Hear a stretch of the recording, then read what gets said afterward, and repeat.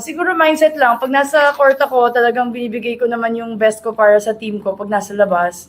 Binibigay ko din yung best ko pag nasa labas. So, kung nasan lang talaga ako at the moment, bibigay ko lang din talaga yung best ko. And yung team, nakasupport sila talaga. Like, sina coach, hindi naman din nila ako sobrang like pinipressure na or alam naman din nila na for the past few days during the wedding na medyo hectic yung schedule and naintindihan naman ng buong team yon dahil nga one family kami. So, thankful ako sa kanila.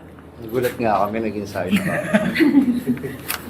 Well, nakakapagod talaga. Hindi ko naman din i-deny yun. My days talaga, like, alam naman ng mga teammates ko yun na minsan lutang din ako sa practice. And I'm sure nakikita din ni Coach yun.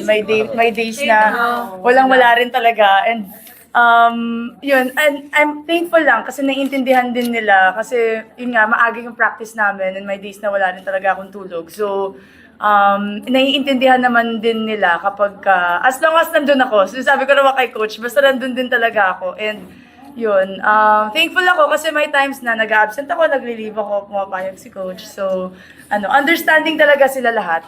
Kaya sabi ko, basta nasa practice ako, ibibigay ko talaga yung best ko and nasa game. Kahit iba yung practice jersey. Kahit iba yung t-shirt ko sa practice. Laging iba na yung kulay ng practice. Papasok pa din ako.